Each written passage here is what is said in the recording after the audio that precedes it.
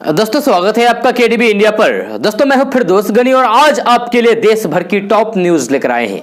दोस्तों video start करने से पहले आपसे एक रिक्वेस्ट है, अगर आप नए आए इस चैनल पर तो फिर चैनल को सब्सक्राइब करके बेल आइकन को भी प्रेस कर दीजिए और साथ में वीडियो को लाइक कीजिए, अपने दोस्तों के साथ शेयर भी कीजिए। तो चलिए दोस्तों स्टार्ट करते हैं आज के देश भर की टॉप न्यूज। दोस्तों कोरोना महामारी के दौरान हुए लॉकडाउन के बाद से ही महंगाई ने आम जनता को परेशान कर दी है। जी हां, लोगों के लिए सफर करना भी पहले से महंगा हो गया है। जी हां, लॉकडाउन के बाद से ही निजी सवारियों का किराया बढ़ गया है। ग्रामीण क्षेत्र में चलने वाली बसों का काफी बुरा हाल है। इन क्षेत्रों में यात्रा करने वाले लोगों को ड्राइवर और कंडक्टर के मनमानी का सामना करना पड़ रहा है। जी हां, ये लोग आम यात्रियों से मनमाना ढंग से किराया वसूल रहे हैं, जिससे यात्रियों की परेशानी काफी बढ़ गई है। मनमाने किराए को लेकर जब यात्री इनका विरोध करते हैं तो फिर मनमानी करने वाले ड्राइवर उन्हें बस में भी बैठने नहीं देते हैं। यात्रियों की परेशानी के बाद भी ऐसे बसों पर अब तक कोई भी कार्रवाई नहीं की जा रही है। इन किरायों में 10 से 30% तक की बढ़ोतरी हुई है। इस तरीके से ऑटो, निजी वाहन, बस, रिक्शा, ई रिक्शा, इन सब के चालकों ने पहले की तुलना में किराया बढ़ा दिया है। इस अतिरिक्त किराए का बोझ अब आम जनता को झेलना पड़ रहा है। कई महीनों तक यात्री वाहन बंद रहने के कारण उनके चालकों को काफी नुकसान हुआ था। दोस्तों क्या आपके पास राशन कार्ड है? यदि इसका जवाब हां में है तो फिर आगे की खबर आपके लिए काम की है। जी हां, दरअसल केंद्र सरकार के निर्देश पर कई राज्यों में राशन कार्ड को आधार या फिर बैंक खाता से लिंक करने का काम जारी है। जी हां, यही नहीं, नए राशन कार्ड के साथ साथ पुराने राशन कार्ड में नाम जोड़ने और हटाने का काम भी किया जा रहा है। यहां आपको खास तौर पर ध्यान रखना होगा कि यदि आपका राशन कार्ड आधार या फिर बैंक खाते से अभी तक लिंक नहीं हुआ है या फिर कुछ दिनों से आपका राशन कार्ड सस्पेंड चल रहा है तो फिर आप सचेत हो जाएं।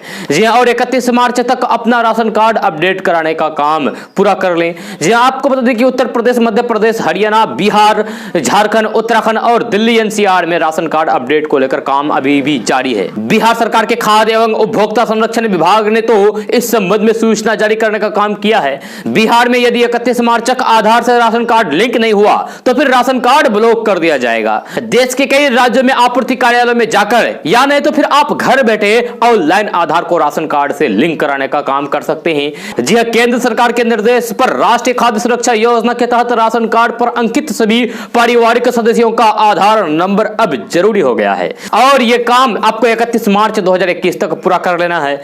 जी हां, इस तारीख के बाद आपका राशन कार्ड यदि आधार से लिंक नहीं पाया गया तो फिर उसे ब्लॉक करने का काम कर दिया जाएगा। जी हां, आप यदि इस परेशानी से बचना चाहते हैं तो फिर जल्द ही राशन कार्ड को आधार से या फिर अपने बैंक खाते से लिंक करने का काम कर दें। यदि आपको कोई भी परेशानी हो तो फिर आप टोल फ्री नंबर 1800345619 या फिर 1967 नंबर पर कॉल करके पूरी जानकारी प्राप्त कर सकते हैं। इस नंबर पर आपको आपके राशन कार्ड के बारे में पूरी जानकारी मिल जाएगी। दोस्तों आम बजट के बाद पेट्रोल और डीजल की कीमतों में जोरदार उछाल देखने को मिल रहा है। जी हां, पेट्रोल ₹1.26 और जबकि डीजल ₹1.27 प्रति लीटर महंगा हो गया है। जी हां, आज पेट्रोल की कीमत ₹91 से अधिक जबकि डीजल की कीमत भी ₹83 से अधिक प्रति लीटर पर पहुंच गई है। यह बिहार की रेट है। जी हां, 10 दिनों के अंदर 5 दिन पेट्रोल और डीजल की कीमत में कोई भी वृद्धि नहीं हुई है। जी हां, महज 5 दिनों के अंदर ही पेट्रोल और डीजल की कीमत में ₹1.26 और ₹1.27 प्रति लीटर की वृद्धि हो गई है। जी हां, आम बजट के बाद किसी भी दिन पेट्रोल डीजल की कीमतों में कमी नहीं आई है। आपको बता दें कि आम बजट 2021-22 में पेट्रोल और डीजल पर क्रमशः ₹2.50 और ₹4 प्रति लीटर की दर से agriculture infrastructure and development cess लगाया गया है। साथ ही कहा गया था कि इन उत्पादकों की खुदरा कीमतों में कोई भी वृद्धि नहीं होगी क्योंकि इन पर लगने वाले सीमा शुल्क या फिर उत्पाद शुल्क में इसी हिसाब से कटौती भी की गई है।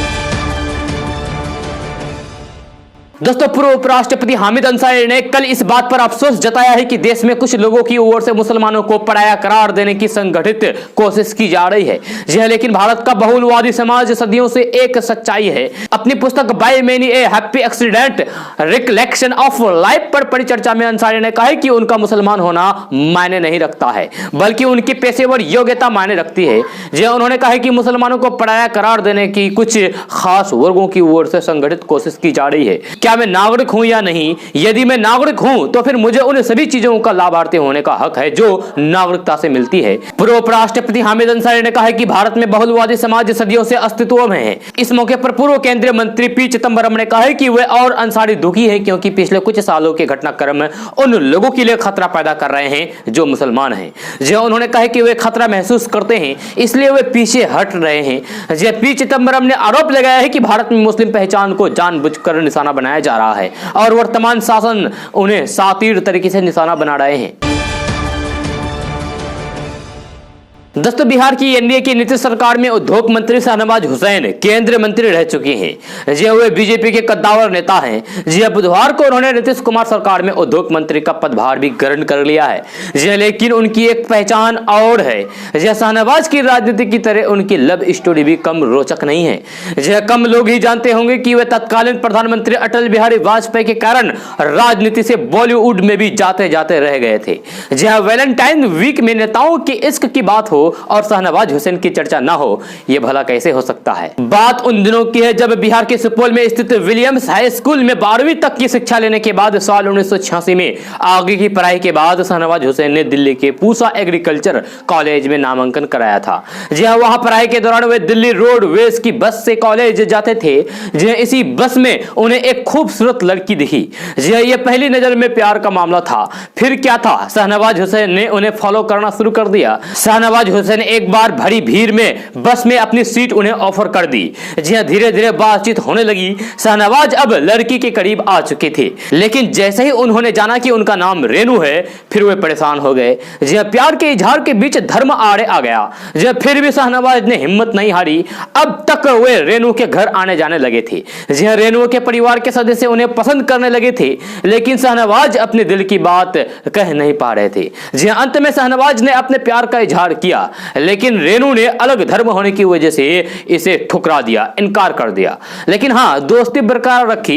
जी हां, इसके बाद शाहनवाज हुसैन को आगे की कोशिशों में परेशानी नहीं हुई। जी हां, बात परिवार तक जा चुकी थी। शाहनवाज हुसैन करीब 9 साल तक रेनू और उनके परिवार को समझाते रहे शादी करने के लिए, लेकिन अंत में कोशिश रंग लाई और साल 1994 में दोनों ने शादी कर ली। आज शाहनवाज हुसैन और रेनू के 2 बच्चे आबिद हुसैन और अरबाज हुसैन हैं। जी हां, उनके घर में ईद और होली दिवाली दोनों धर्मों के त्यौहार मनाए जाते हैं। दोनों के बीच की बॉन्डिंग को लेकर रेनू पहले भी कई बार कह चुके हैं कि शाहनवाज बेहद प्यारे, सरल और हंसमुख इंसान हैं। ये तो हुई शाहनवाज हुसैन की लव लाइफ की बात, लेकिन क्या आप जानते हैं कि अगर अटल बिहारी वाजपेयी ने नहीं रोका होता तो आज शाहनवाज हुसैन अमिताभ बच्चन या शाहरुख सलमान की तरह बॉलीवुड में हीरो भी बन सकते थे। यह बात उन दिनों की है जब शाहनवाज वाजपेयी सरकार में केंद्रीय मंत्री थे। उस दौरान कुछ बॉलीवुड फिल्म निर्माताओं ने उनसे संपर्क किया था। वे शाहनवाज को हीरो के लीड रोल में लॉन्च करना चाहते थे। एक टीवी चैनल के साथ बातचीत में शाहनवाज हुसैन ने इसकी जानकारी दी थी। शाहनवाज हुसैन ने इसको लेकर तत्कालीन प्रधानमंत्री अटल बिहारी वाजपेयी से बात की, जिस पर वाजपेयी ने कहा कि वे राजनेता ही अच्छे लगते हैं, हीरो नहीं बने। यह फिल्मों में जाने की बात छोड़ दें। इसके बाद शाहनवाज ने बॉलीवुड जाने की इच्छा को त्याग कर दिया। अटल बिहारी वाजपेयी के खास सहयोगी रहे शाहनवाज हुसैन का जन्म 12 दिसंबर 1968 को बिहार के सुपौल जिले में हुआ था, जिन्होंने अपने राजनीतिक करियर का आरंभ 1999 में 13वें लोकसभा चुनाव के दौरान शुरू किया था। वे केंद्र सरकार में कई विभागों के मंत्री रहे। वे साल 2004 के आम चुनाव में हार गए। फिर 2006 में भागलपुर लोकसभा सीट से सांसद बने। आगे 2014 के लोकसभा चुनाव में हार के बाद शाहनवाज हुसैन सक्रिय राजनीति से हाशिए पर चले गए थे। 2019 के लोकसभा चुनाव में उन्हें टिकट तक नहीं मिला था। बीजेपी उनकी सेवा बतौर प्रवक्ता लेती रही। अब एक बार फिर से बिहार की सक्रिय राजनीति में उदय हुआ है। मंगलवार को शाहनवाज हुसैन ने बतौर मंत्री बिहार की एनडीए सरकार में शपथ ग्रहण किया। उन्हें उद्योग विभाग दिया गया है। उन्होंने बुधवार को पदभार ग्रहण भी कर लिया है। शपथ और पदभार ग्रहण करने के दौरान उनकी पत्नी रेनू भी साथ में रही। दोस्तों, देश भर में शुष्क हो चले मौसम में जल्द बदलाव देखने को मिल सकता है। जी हां, मौसम विशेषज्ञों का अनुमान है कि देश के कई राज्यों में बेमौसम बरसात की शुरुआत होने वाली है।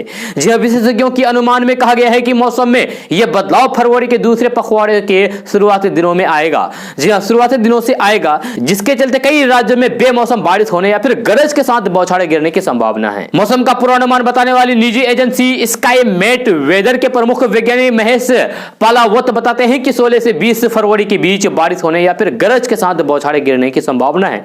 जी इसे हम बेमौसम बरसात ही कहेंगे। दोस्तों प्रधानमंत्री नरेंद्र मोदी ने कांग्रेस सांसद और राज्यसभा में नेता प्रतिपक्ष के गुलाम नबी आजाद की जब से प्रशंसा की है तब से अटकलों का दौर शुरू हो गया है। जी गुलाम नबी आजाद के साथ ही सदन से रिटायर होने वाले 2 पीडीपी नेताओं की भी राजनीतिक भविष्य की चर्चा जोर पकड़ रही है। कुछ लोग गुलाम नबी आजाद को उपराष्ट्रपति पद के लिए संभावित एनडीए उम्मीदवार के रूप में देख रहे हैं। जी वही कुछ लोग कांग्रेस के G23 का हवाला देते हुए आजाद को जम्मू कश्मीर में बीजेपी का संभावित चेहरा मान रहे हैं। जहां सरकार भविष्य में चुनाव कराने की योजना बना रही है। जहां अंग्रेजी अखबार द ट्रिब्यून के अनुसार सूत्रों का हवाला से कहा गया है कि जम्मू कश्मीर में भाजपा की संभावनाओं से इनकार नहीं किया जा सकता है, लेकिन उसके पास घाटे में नेतृत्व की कमी है। अगर राज्यसभा में राष्ट्रपति के अभिभाषण पर बहस के पीएम मोदी के जवाब को पढ़ा जाए तो फिर कुछ बिंदुओं को जोड़ा जा सकता है। जी हां, अपने भाषण से एक दिन पहले प्रधानमंत्री नरेंद्र मोदी ने गुलाम नबी आजाद के तौर तरीकों और जम्मू कश्मीर में हुए हालिया डीसी चुनाव में उनकी टिप्पणियों पर ध्यान आकर्षित किया। पीएम मोदी ने कहा था कि गुलाम नबी जी हमेशा से शालीनता से बोलते हैं और कभी भी गलत भाषा का प्रयोग नहीं करते हैं। हमें उनसे यह सीख लेनी चाहिए। मैं इसके लिए उनका सम्मान करता हूं। दोस्तों देश के रक्षा मंत्री राजनाथ सिंह ने गुरुवार को संसद में चीन के साथ जारी सीमा विवाद पर बयान दिया है। जहां उन्होंने कहा है कि भारत अपनी 1 इंच जमीन भी किसी को देने वाला नहीं है और इसे संकल्प का ही नतीजा है कि हम पूर्वी लद्दाख के चीन के साथ सीमा जारी गतिरोध के मद्देनजर समझौता की स्थिति पर पहुंचे हैं। जी हां, राज्यसभा में राजनाथ सिंह ने यह कहा है कि भारत ने चीन को हमेशा यह कहा है कि द्विपक्षीय संबंध दोनों पक्षों के प्रयास से ही विकसित हो सकते हैं और सीमा के प्रश्न को भी बातचीत के जरिए हल किया जा सकता है। जी हां, राजनाथ सिंह ने कहा है कि हम अपनी 1 इंच जमीन भी किसी और को नहीं देंगे। हमारे दृढ़ संकल्प का ही फल है कि हम समझौते की स्थिति पर पहुंच गए हैं। रक्षा मंत्री ने देश को आश्वस्त किया है कि इस बातचीत में हमने कुछ भी खोया नहीं है। उन्होंने बताया कि मैं सदन को यह जानकारी भी देना चाहता हूं कि अभी भी LAC पर तैनाती और फिर निगरानी के बारे में कुछ मुद्दे बचे हैं। उन्होंने कहा कि इन पर हमारा ध्यान आगे की बातचीत में रहेगा। दोस्तों आज का न्यूज़ बस यहाँ तक। कैसा लगा जरूर अपना सुझाव दीजिएगा नीचे कमेंट बॉक्स में कमेंट करके। अगर आप नए आए इस चैनल पर तो फिर चैनल को सब्सक्राइब करके बेल आइकन को भी प्रेस कर दीजिए और साथ में वीडियो को लाइक कीजिए, अपने दोस्तों के साथ शेयर भी कीजिए। तो चलो दोस्तों फिर मिलते हैं अगले वीडियो में। जय हिंद।